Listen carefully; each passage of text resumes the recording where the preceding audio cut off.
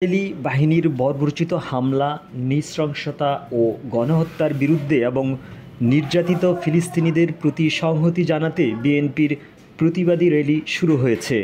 বৃহস্পতিবার বিকাল 4:45টার দিকে এই র্যালি শুরু হয়। র্যালিটি শান্তিনগর, মালিবাগ মোড়, মৌচাক ও মগবাজার হয়ে বাংলা মোটরে গিয়ে শেষ হবে। ঢাকা মহানগর দক্ষিণ ও উত্তর বিএনপির এই কর্মসূচিকে কেন্দ্র করে দুপুরের পর থেকেই নয়াপল্টনে জড়ো হতে থাকেন দলটির নেতাকর্মীরা। হাতে ফিলিস্তিনির পতাকা, মাথায় ফিতাবাঁধা ও নানা রকম প্রতিবাদী প্লেকার্ড হাতে নিয়ে তারা জড়ো হন এই মিছিলে।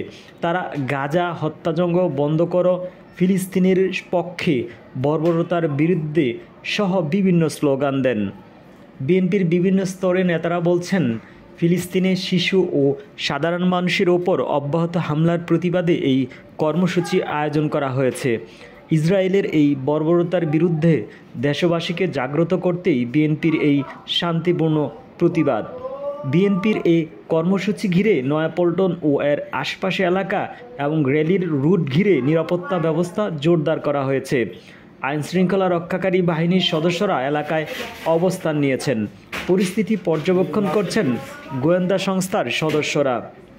ঢাকা মহানগর বিএনপি আহ্বায়ক রফিকুল আলম মজনুর সভাপতিত্বে এবং কেন্দ্রীয় প্রচার সম্পাদক সুলতান সালাউদ্দিন টুকুর সঞ্চালনায় র্যালি পূর্ব সংক্ষিপ্ত সমাবেশে প্রধান অতিথির বক্তব্য দেন বিএনপির স্থায়ী কমিটির সদস্য মির্জা আব্বাস। এতে আরও বক্তব্য দেন বিএনপির স্থায়ী কমিটির সদস্য বাবু গয়েশ্বরচন্দ্র রায়, নজরুল ইসলাম খান, সালাউদ্দিন আহমদ ও মহানগর উত্তর বিএনপির আহ্বায়ক আমিনুল হক সহ আরও অনেকে। বিএনপির তৃণমূলের নেতাকর্মীরাও এই কেন্দ্রীয় অফিসের সামনে অন্যান্য নেতার মতোই তারা জড়ো হয়েছেন। তাদের একটাই ভাষা যে ইসরায়েল ফিলিস্তিনে যে বর্বরোচিত হামলা চালাচ্ছে, যেই নৃশংসতা চালাচ্ছে, এটার প্রতিবাদ জাতিসংঘ সহ সারা বিশ্বে ছড়িয়ে দিতে হবে এবং জাতিসংঘকে অবশ্যই কার্যকর ভূমিকা গ্রহণ করতে হবে।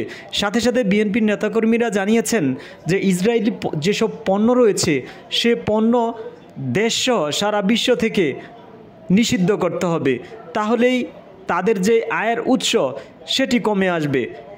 ইসরায়েল সহ আমেরিকা এবং ইসরায়েলের আরও যারা দোসর রয়েছে, অর্থাৎ ফিলিস্তিনকে হামলা করার জন্য এই বর্বরিত হত্যাকাণ্ডের সাথে আরও যারা যেসব দেশ রয়েছে সে সব দেশকে নিষেধাজ্ঞার আওতায় আনার জন্য বিএনপির নেতাকর্মীরা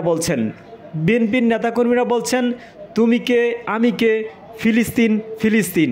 এছাড়া আরও অনেক স্লোগানে মুখরিত করছেন ঢাকার বিভিন্ন রাজপথ।